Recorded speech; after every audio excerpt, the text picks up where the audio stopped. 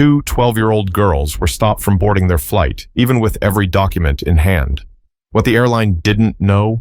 Their dad was the CEO, and he was about to shut the whole gate down. It started with a simple plan.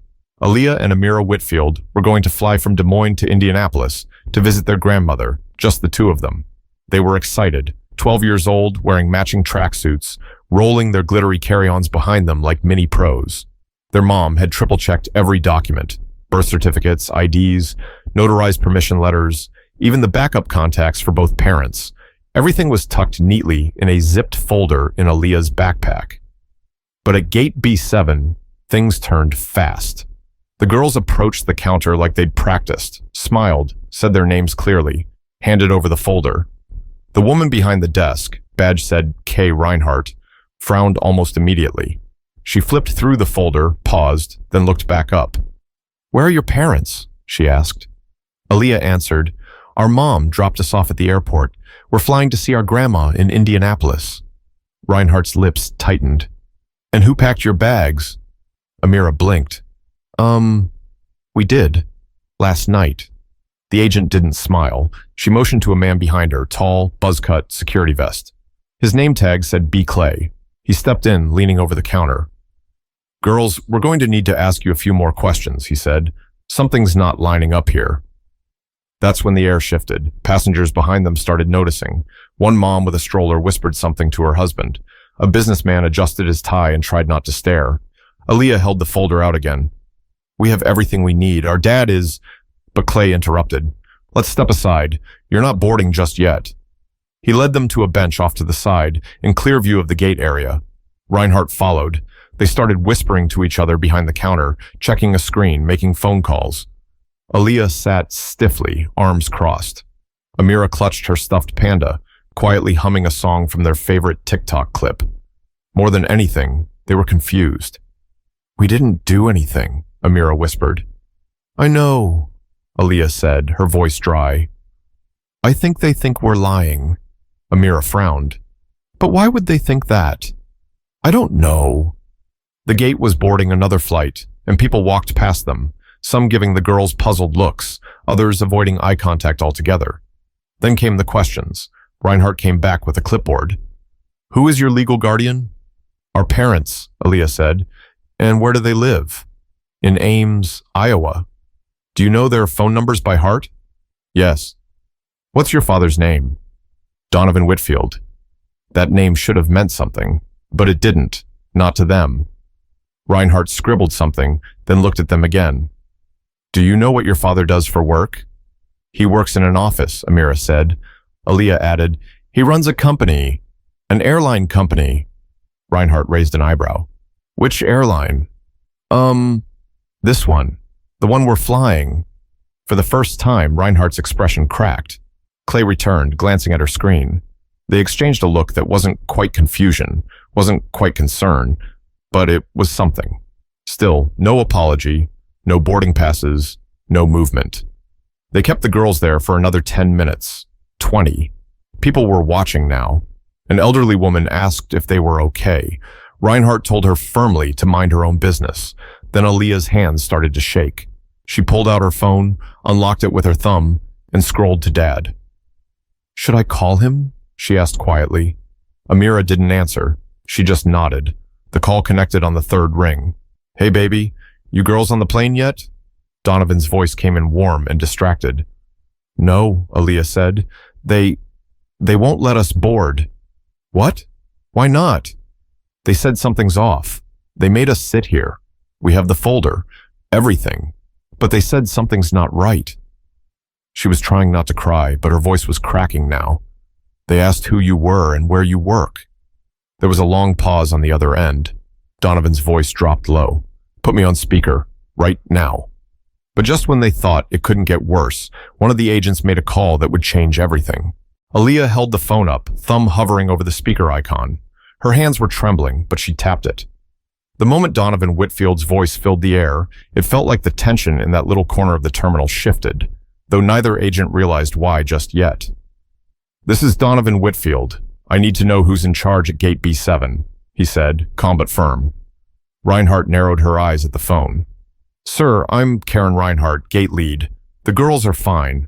We're just verifying some things before we can allow them to board. Donovan's tone dropped half a register. Are you aware of who I am, Ms. Reinhardt? No, sir, she said quickly. This is just protocol. We've had incidents in the past. I'm the interim CEO of Traverse Air Group, the parent company of Jetspan Airlines, which you work for. The pause was immediate. Reinhardt didn't move. Donovan continued, You've detained my daughters, who are fully documented unaccompanied minors. They've been sitting at that gate for over 20 minutes while flights continue boarding around them. You didn't call your supervisor. You didn't call the family contacts listed. You didn't check corporate policy. You called security. Aaliyah looked up at Reinhardt's face. The woman's eyes darted to Clay, whose jaw seemed to tighten just slightly. Sir, I'm going to have to... No, you're going to call your gate manager. Then you're going to call the airport's customer operations director. I'll be on the line when you do. If they're not on site in 10 minutes, I'm escalating this to legal and pulling your entire shift log. Clay stepped in, trying to take control. Mr. Whitfield, I'm with airport security. Are you contracted or employed by the airport? Donovan interrupted. I'm part of a security subcontractor. Then your badge doesn't mean anything to me. Hand the phone back to my daughters. Clay stood still for a second, unsure of what to do. Reinhardt finally handed the phone back to Aaliyah without a word. She placed it on her lap, still on speaker. Daddy? Amira asked quietly. I'm here. You're both okay. Just stay put. At that moment, everything around the gate started to buzz. Not audibly, but in energy. Reinhardt left to make a call.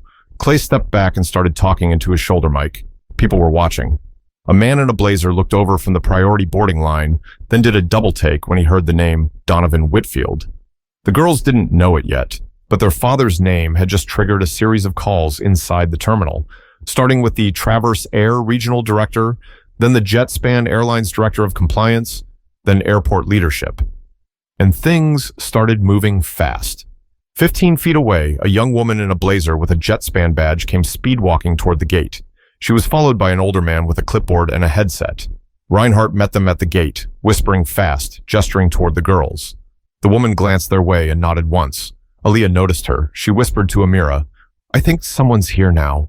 For real. Meanwhile, Donovan was on a second call, toggling between speaker and mute. He was speaking directly to Jetspan's president of passenger services. They weren't just negligent, he said. They made a judgment call based on how my daughters look. Nothing else.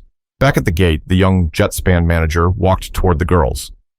Hi, she said softly, kneeling beside them.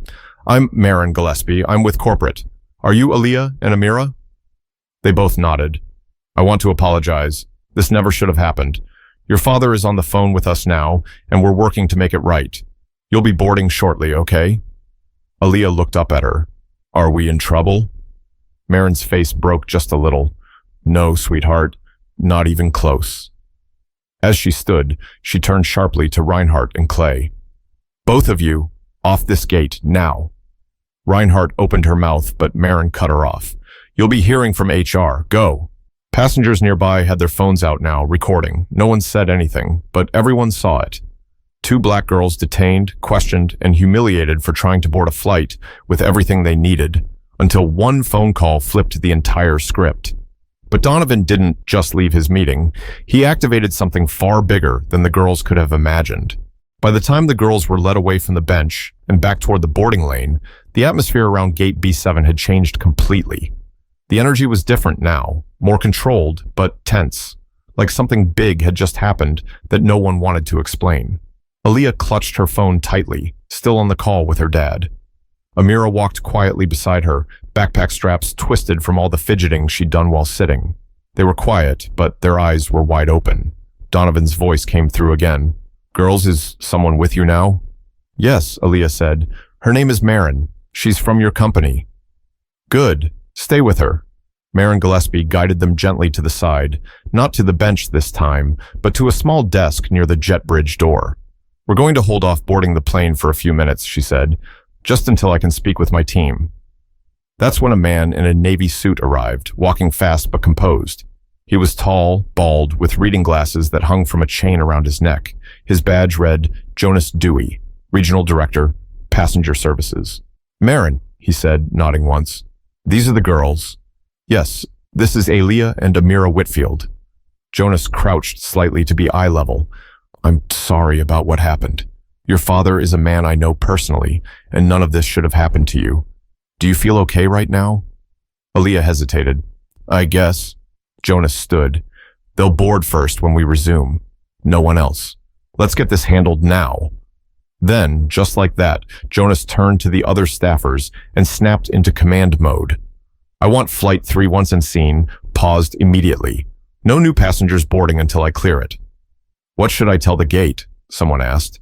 Tell them corporate is handling it directly. Behind him, passengers started murmuring. A few had heard the girls' names mentioned by now. One woman whispered to her husband, Isn't their dad the new CEO or something? A man with a backpack leaned over. Yep, Whitfield. He just took over at Traverse a few months ago. I remember the press release. It didn't take long for the gate tension to ripple beyond the glass wall. On the tarmac, the flight crew received the delay notification. The captain, standing just outside the cockpit door, tapped his headset and asked, We've got a hold from who? Corporate, replied the gate dispatcher. The captain raised an eyebrow. Since when does corporate hold a gate in Des Moines? Back inside, Donovan had patched in another call, this time to the company's general counsel and a senior VP. They were all on a joint line now, trying to figure out how two young girls were questioned for simply being themselves. Donovan spoke low and firm, pacing in his office in Dallas. Was there a policy failure, he asked. No, said the general counsel. Every document was in order. This was personal judgment, improper, unauthorized, and now we have a public incident brewing. By then, Jonas had returned to the counter. His voice was louder now. I want video pulled from the last 30 minutes. I want audio from the gate agent's headset.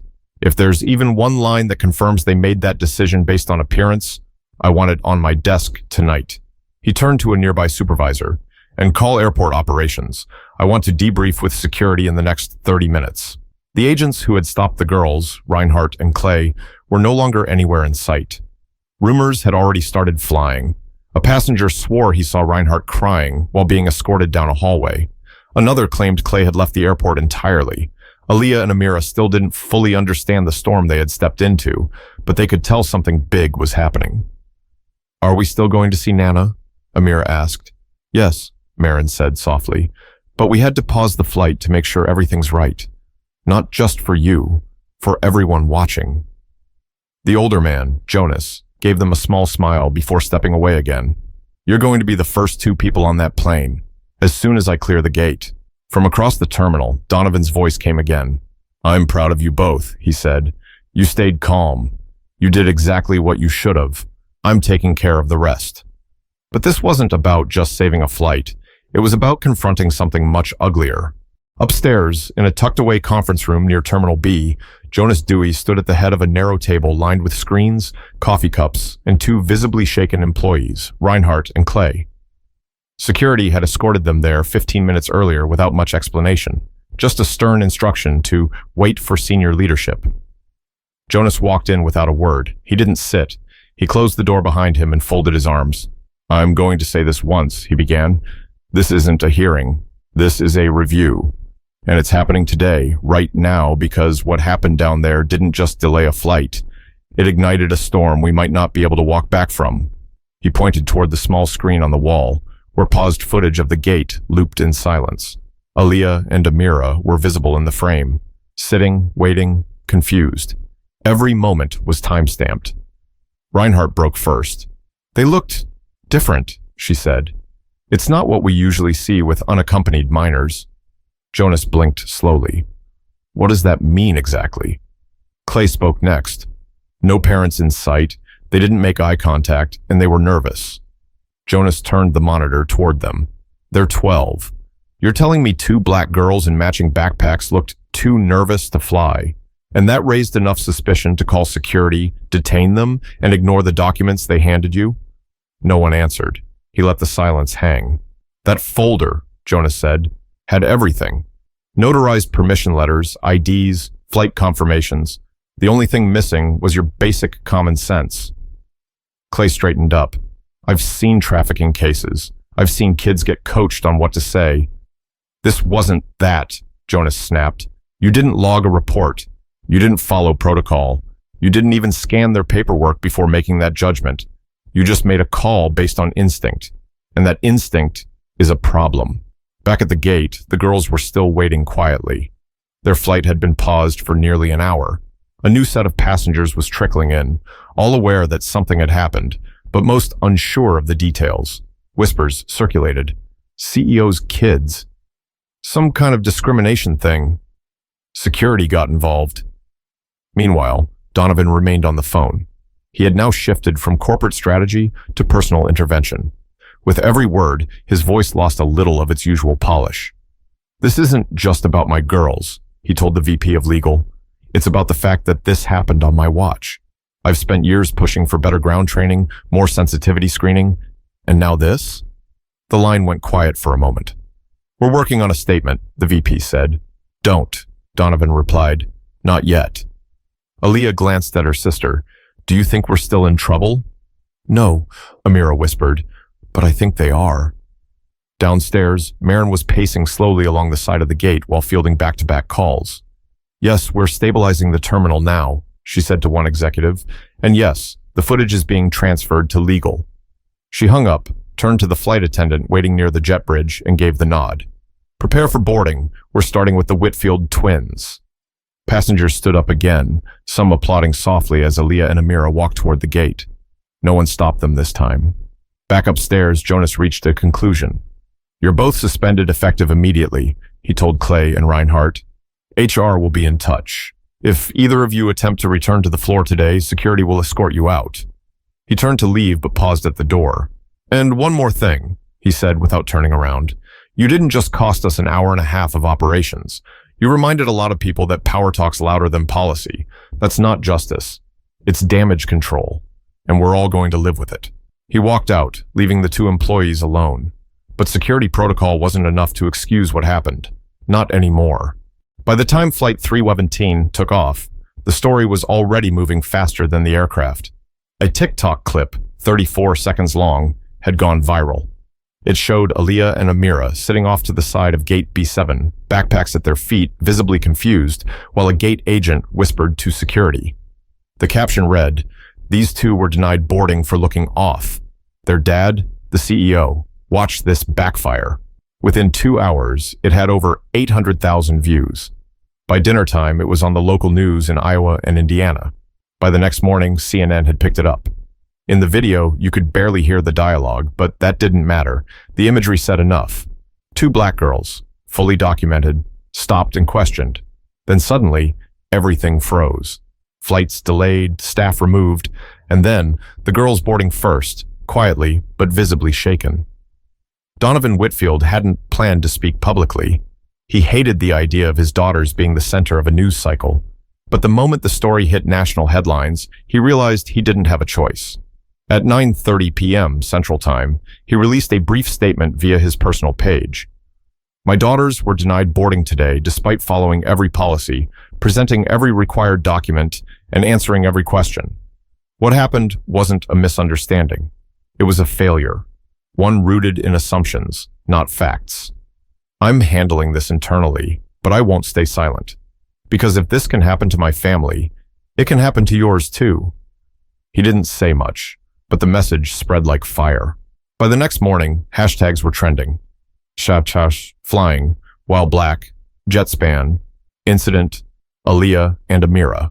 It didn't take long for reporters to show up outside the Whitfield home in Ames and outside Jetspan's Dallas headquarters. Protesters held signs that read, "Would they have stopped them if they were white?" and "Fix your flight teams." Back in Des Moines, Marin sat in a small break room watching clips on her phone. She sipped cold coffee and scrolled through hundreds of comments, some supportive, some ugly, most demanding change. She put the phone down and exhaled. She'd only met the girls for 20 minutes, but she couldn't stop thinking about Amira's question. Are we in trouble? It haunted her. In Indianapolis, Aaliyah and Amira had finally arrived at their grandmother's house. It was late, close to midnight, and Nana was waiting on the porch in slippers and a housecoat. She hugged them tight, kissed their foreheads, and said nothing. They stayed up way too late, eating cookies and watching old movies. But even as the girls laughed, something had shifted in both of them. They kept glancing at their phones, not to scroll, just to check, like they were waiting for something else to happen. Meanwhile, Donovan's phone never stopped ringing. Civil rights attorneys, school administrators, TV producers, all wanting interviews, reactions, quotes. He ignored them all. Instead, he scheduled an internal Zoom call with every regional operations director in the company. Attendance wasn't optional. He didn't raise his voice. He didn't throw blame. He just told the story from his daughter's perspective. Slowly, methodically, pausing between each line as if daring anyone to look away. "You know what haunts me the most?" he said. "It's not that they got stopped. It's that they assumed they were in trouble. That's what stuck." In the silence that followed, nobody spoke. No one needed to. But while corporate scrambled to manage the storm, the girls were still processing what had happened in their own quiet way. They sat together in Nana's living room the next afternoon, looking at the blurry video clip of themselves circulating online. "That's us," Amira said. Aaliyah didn't reply. She was watching the faces of the people in the background. "We look scared," she said after a long pause. "Yeah," Amira whispered. "We were." But while the cameras focused on damage control, the real damage was still sitting quietly on a plastic bench, holding a stuffed bunny and trying not to cry. 3 days after the incident, the airline issued a formal statement. It was bland, cautious, and filled with phrases like "unfortunate event," "internal review," and "commitment to equity." It didn't name Aaliyah and Amira directly. It didn't apologize to them personally. It sounded distant. Donovan read it twice, then pushed his phone aside and stared out his office window. His daughters hadn't said much since returning from Indianapolis. They were quieter than usual, not withdrawn, but different. And he saw it every time they looked at a uniformed employee in public or hesitated before speaking up in a crowd. The damage wasn't dramatic. It was quiet, like something in them had been asked to shrink. That bothered him more than anything. Meanwhile, the pressure on JetSpan didn't fade. Internal emails leaked to the press, revealing that multiple employees had flagged issues around racial profiling over the past year.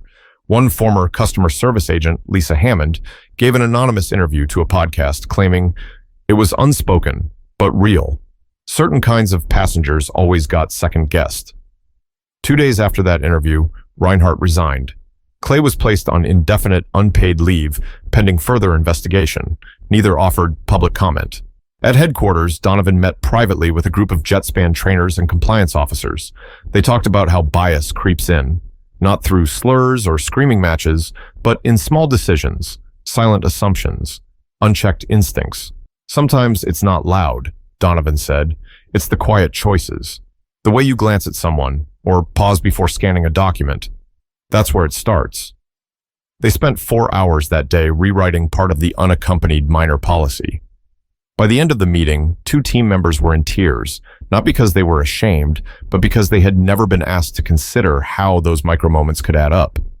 Still, none of it erased what had already happened. On a cloudy Saturday, Donovan picked up the girls from a friend's birthday party. They barely talked on the drive home. Then, out of nowhere, Amira said from the back seat, "I don't want to fly alone again." He looked at her through the rearview mirror. "You don't have to," he said. "But I want to," she added. "Just not like that." He nodded slowly. "We'll work on it. Together." That night, Donovan and his wife sat in the living room while the girls did homework at the kitchen table. He read through a stack of emails from senior leadership, PR advisors, and legal reps. One proposal suggested launching a new internal initiative to train all gate agents, complete with branding and a press event. He sighed. It wasn't about press. It was about trust. Later that week, Donovan met with an independent equity consultant, someone who had nothing to gain, no agenda, and no stake in corporate spin. They sat across from each other in a modest conference room. "You can change policy," the consultant said, "but changing behavior, that takes years. People have to see themselves differently before they treat others differently." Donovan didn't say anything for a moment. "I'm not sure my daughters can wait years," he finally said. "No one should have to." Meanwhile, Aaliyah had started journaling again, pages filled with questions she didn't say out loud. Would they have believed us if our skin was lighter? Why did no one help until Dad called? Do I have to act extra polite so people feel safe around me? Her mom found one of the pages by accident. She didn't mention it, but she sat with it for a long time. Later that month, Donovan made a quiet decision. He declined his extension as CEO. 6 months earlier, it had been his dream job. Now, it felt like a spotlight he didn't want anymore. Instead, he announced the launch of a non-profit focused on bias training across transportation systems, airlines, subways, bus terminals, anywhere regular families pass through and face quiet judgment. He called it The Line Doesn't Lie. Aaliyah helped pick the name. She said it reminded her of all the times she watched adults skip past her in line, like she wasn't really there. Amira designed the logo, 2 children's silhouettes standing at a gate. None of it erased what happened, but it turned the spotlight in a different direction. But the question everyone kept asking wasn't about the punishment, it was about the possibility. What if Donovan hadn't picked up? The question never really left the room, even when the cameras did. What if Donovan had missed the call? What if Aaliyah had hesitated for just another minute? What if no one in that terminal had known who he was? It wasn't about power, it was about protection. And it wasn't lost on Donovan that most people in his daughter's shoes wouldn't have had that protection. In the weeks that followed, the family tried to return to something close to normal. Aaliyah went back to her robotics club. Amira rejoined her dance class, but both girls were seeing the world a little differently now. At school, classmates asked questions. Some didn't understand why it was such a big deal. Others whispered behind their backs, like being on the news made them somehow lucky.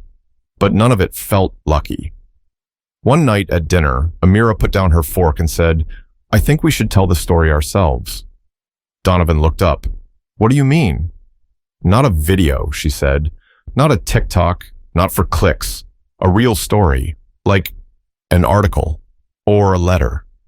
Aaliyah nodded, like something people can read and really get it, not just the headline. Donovan smiled, glancing at his wife. "You'd have to write it together. Take your time. Be honest." They did. It took a week of scribbles, tears, and voice memos. Their mom helped edit it. Their English teacher proofread it. And one Wednesday morning, it was published as a guest column in the Indianapolis Recorder, then picked up by USA Today. The headline read, "We're just kids, but they didn't see that," by Aaliyah and Amira Whitfield. In the piece, they talked about what it felt like to be questioned without reason, to be treated like a problem instead of a passenger. They didn't name names, they didn't attack, but they made something clear. If our dad hadn't answered, we'd probably still be sitting at that gate wondering what we did wrong. The article went viral in a quieter, deeper way. It wasn't just clicks this time. It was teachers sharing it with students, airport workers printing it and taping it in break rooms. Even a former TSA agent posted a video saying, "This made me think hard about how I show up every day." For Donovan, the article felt like a release, not a solution, but a start. He continued working with his nonprofit, speaking privately with other industry leaders about how things needed to shift, not just for PR, but for people. His last official act as CEO was simple. He signed off on a mandatory training module for every gate agent in the company, co-written by real families who'd experienced discrimination during travel. No PowerPoint slides, no fake scenarios, just stories. One line from the module came directly from the Twins article. "You don't have to know someone's story to treat them like they matter." That line stuck. Months passed. The media moved on. Other headlines took over, but the Whitfield family remembered, and they never stopped talking about it. Not because they couldn't let it go, but because they refused to let it be forgotten. Every time they traveled after that, Aaliyah and Amira walked with a little more awareness. They watched how other kids were treated at the gate. They paid attention to how quickly some people got through and how often others got stopped. But they didn't just watch. They spoke up. Once, in Milwaukee, they saw a teenage boy being pulled aside by security for no reason he could understand. Amira leaned over to her dad and whispered, "Do you think we should say something?" Donovan looked at them both. "You don't need to say much," he told them. "Just don't look away." The moral of their story wasn't about revenge. It wasn't about power moves or public takedowns. It was about showing how quickly things can tilt in the wrong direction when judgment replaces policy, and how important it is to speak, even when it's uncomfortable. The truth is, anyone could have been in that terminal that day, but not everyone would have been believed, and that's the point. If this story made you feel something, don't scroll past. Talk about it, share it. Speak up when you see something wrong, because silence doesn't protect anyone, but your voice might.